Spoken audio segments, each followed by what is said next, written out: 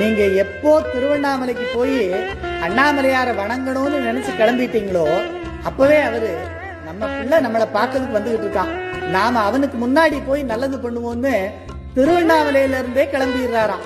அவர் எப்பவுமே நம்ம கூடவே தான் இருக்காரு. இருந்தாலும் நாம எப்போ மனம் உருகி அவரை வழிபாடு பண்றோமோ அப்போதான் அவர் நமக்காக செய்யக்கூடிய கருணை நமக்கு புரியுது.